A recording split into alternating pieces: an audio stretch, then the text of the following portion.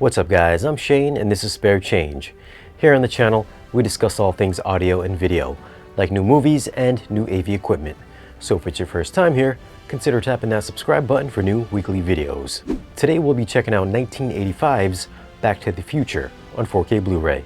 I'm not going to review the movie itself, I'm just going to share with you some of my thoughts on the video and the audio quality. Now let's go over a few tech specs. The movie was shot on 35mm. It's got a 4K DI. It's rated PG. Runtime is 116 minutes.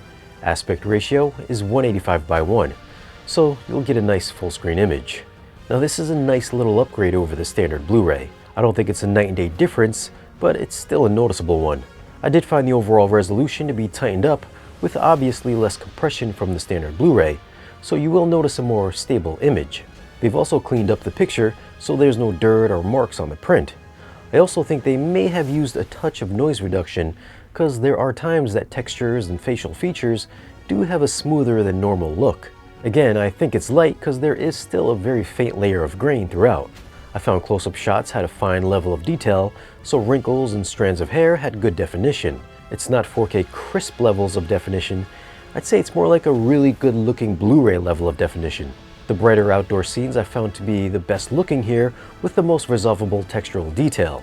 The scene where George falls out of the tree actually looks good enough to where you might think it was shot today. There's cleanly defined blades of grass and the tree bark has tons of texture. There's other outside shots that look this good, but like I said, it looks more like a really good looking Blu-ray. As for HDR, I thought it was subtly used. The color palette has a very natural neutral look. Therefore, don't go expecting rich, vibrant colors. I'm sure you weren't anyways. Brightness-wise, this isn't one of those dim HDR transfers, as those daytime shots are excellent looking.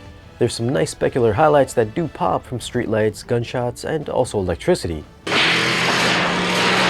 As for black levels, it's pretty good, though details can get lost in the shadows in the very darkest scenes, so things like hair or jackets can blend into the background.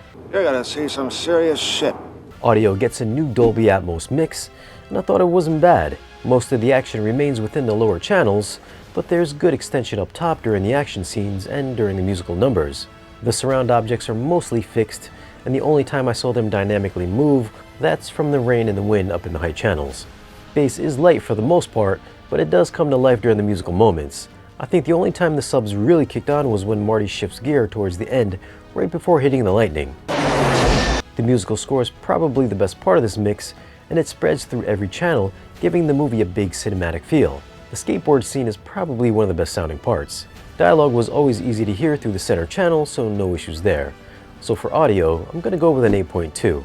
This is a good Atmos remix that livens up the movie more than it already is, and it sounds bigger than I've ever heard it before. Some of the sound effects do kinda sound old, but given their age, it's really no surprise. Still, it's a solid mix overall. For video, I'm going with an 8.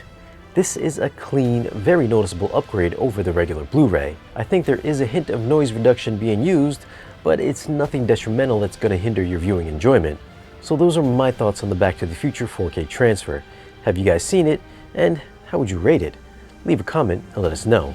Now if you want to grab this movie, I'll leave links for it down below in the video's description. As always guys, thanks for watching. If you want, you can follow us on social media. And if you want to support the channel and get exclusive content or great discount on merchandise, then stop by our Patreon page.